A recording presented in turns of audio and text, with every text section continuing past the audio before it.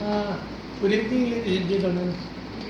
For those of you who doesn't know me, I'm Pabling Tiu, diagnosed as diabetic since 1988, and I am an open heart bypass patient 15 years ago, and still a chronic dialysis patient for 7 years now, and just recently an above the knee amputee.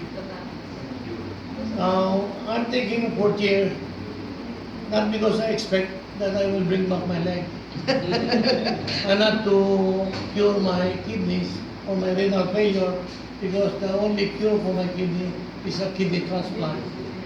And I take Purtier now. I've been taking Purtier for 6 months now. Almost 6 months. And I started with 4 tablets daily, and then reduce it to 2 tablets because of my situation. Now, it is already helping me go through my weekly dialysis, because during dialysis, a patient is always monitored with a lot of vital signs, irregularities of the blood pressure, heartbeat, breathing, and all these things, and it should be in a level of tolerance so that you can go through one session of dialysis. And there are times when if these vital signs are not controlled, dialysis is totally terminated because the patient is unfit for dialysis. So the patient will have to suffer more. Now, in my case, it is helping me go through my weekly dialysis with the hope that maybe someday the frequency of my dialysis will be lessened from 3 times a week to 2 or maybe once a week, but not to treat my renal failure. And then, since I'm an above the knee amputee, doctors call this an 80K amputee, above the knee amputee.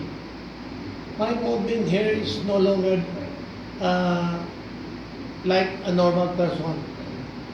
An 80K movement is very difficult, different from below the knee amputee, much more to a normal person. Because every time I transfer from a wheelchair to sit in my car, I have to use my 2 arms. I'm so dependent on my 2 arms. And before, I need assistance of another person to put me inside the car, and then outside the car, back to my wheelchair. And because I've been taking Purtier, I've been moving around, going into my to sit in my car, vice versa to the wheelchair, from the wheelchair to my bed, and back without any assistance at all.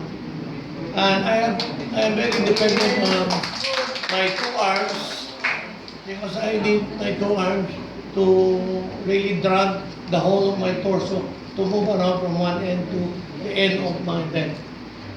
Now, it is giving me more strength, more energy, and it brings back my vitality to do all these things, because before, after doing this on a daily basis, I have to catch my breath, and my blood pressure is always up every time I do these things. But now, my pulse rate are controllable, my blood pressure is always 120. I am controlling all these things because the help of Purtier. Now, I will continue to take Purtier as long as I can, because it is giving me strength, energy, and vitality, and I hope that it will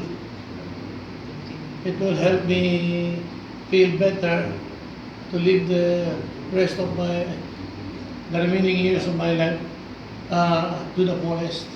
I'm feeling better, healthier, in spite of my situation. God bless us all. Thank you.